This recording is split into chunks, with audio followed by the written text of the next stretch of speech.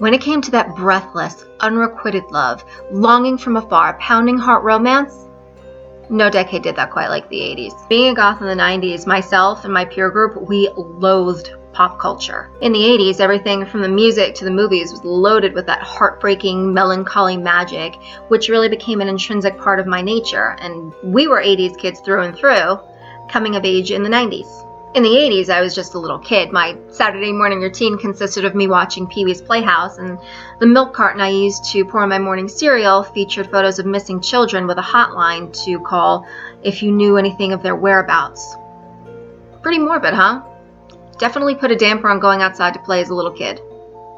Now, as a little kiddie in the 80s, my favorite movies were things like Gremlins, Monster Squad, The Goonies, E.T., The Never-Ending Story, but my older cousins, they were watching more of the teen flicks, which were movies like Pretty in Pink, Some Kind of Wonderful, Valley Girl, things of that nature, and I was also watching those films as well. Now, whereas I may have been a little bit too young to really process a lot of the emotions that were going on, the beauty of the 80s were really in its simplicity. And that's something that really stuck with me. And revisiting those films again as a teenager, everything just sort of clicked, and I realized that there was so much more. The whole concept of just catching someone's gaze from across the room and saying absolutely nothing. Basking in that tension and mystery, heart pounding out of your chest, wondering who's going to make the first move.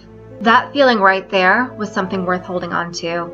Handwritten letters and mixtapes that were carefully constructed and strategically placed songs that were just a testament to everything that you were feeling.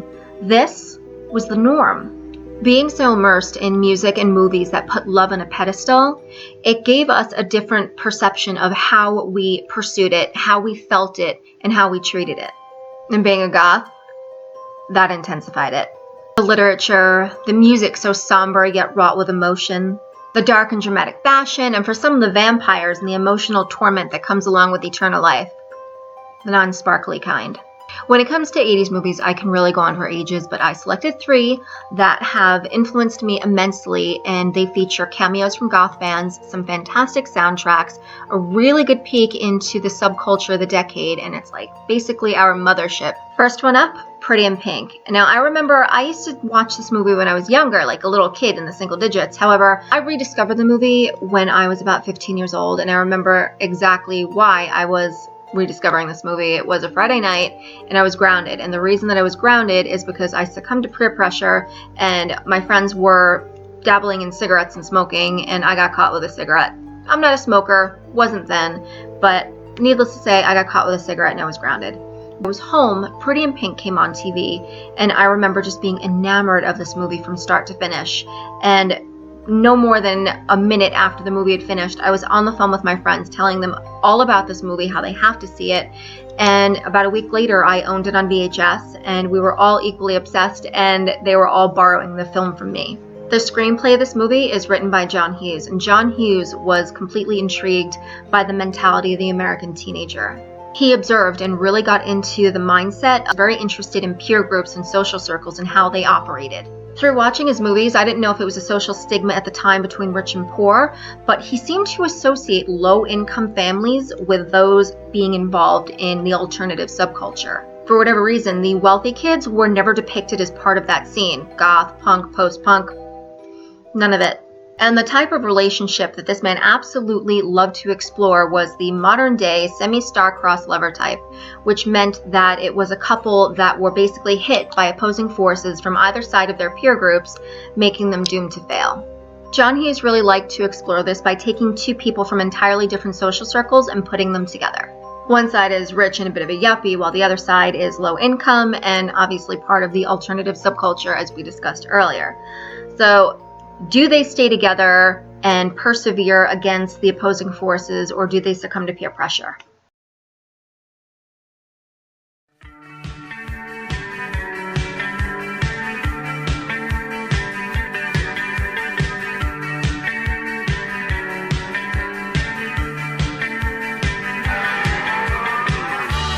Into the lights, into the day. We push and follow, you'll sing and pray out in the garden, I catch your eye.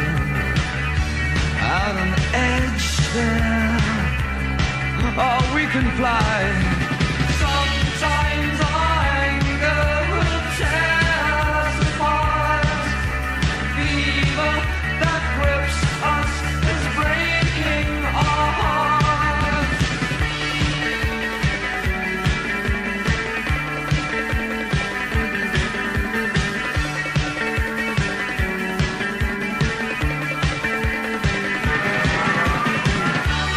Always the same, sing your praise. But for me now, it's just a phase and youth will fade and you'll be gone. The young man's beauty won't last for long. Sometimes our anger will tear us apart. Fever that grips us is breaking our hearts. Next up is a really fun movie. It's called Modern Girls, and I discovered this one a little bit later. I think I was about 18 years old. And my friends and I, we would always fantasize that we were these girls because they lived the ultimate life that we aspired to at the time. They were best friends. They lived together in an apartment in Los Angeles, and they went clubbing every single night.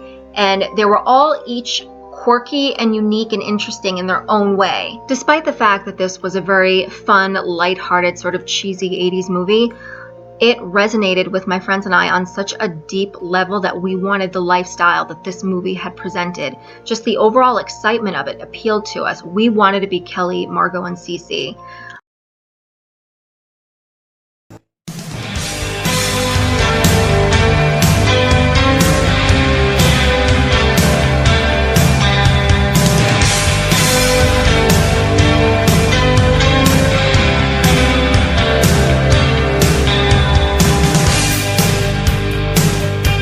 I look at you,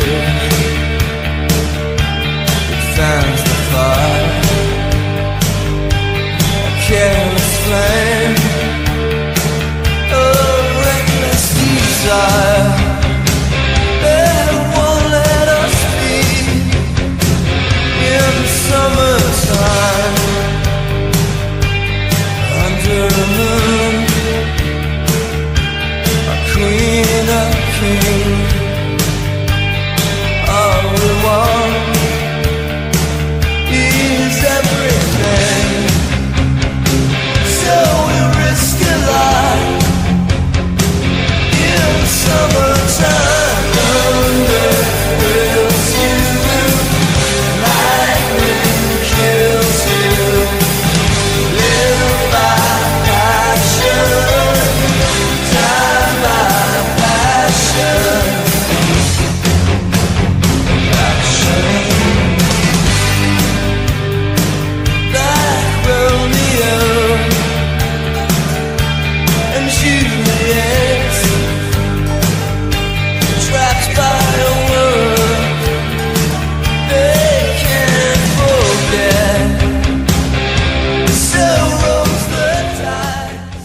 And finally, we have Some Kind of Wonderful. Now, there are a lot of people who seem to think that Some Kind of Wonderful is Pretty in Pink with a role reversal, as it's another John Hughes film, and it does feature a lot of the same specifics, but like I said, he has a sort of formula that he tends to follow.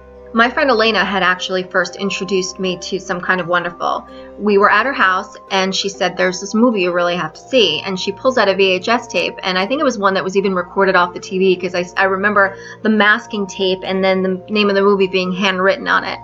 And we watched the film, and to my surprise, one of my favorite bands, the March Violets, is in the movie performing. And they'd actually contributed a few songs to the film as well. So with that being said, enjoy this montage.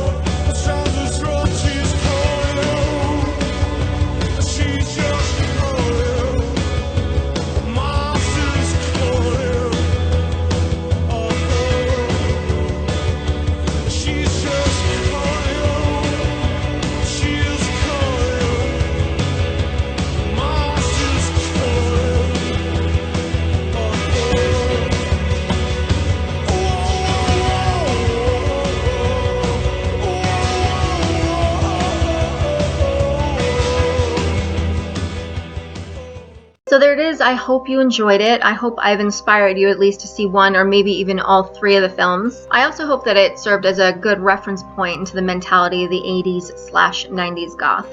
Just give us our friends, our music, and someone to daydream about, and we're happy. So I'm curious, have you seen any of these movies? Do you plan to see any of them? If you have, what do you think?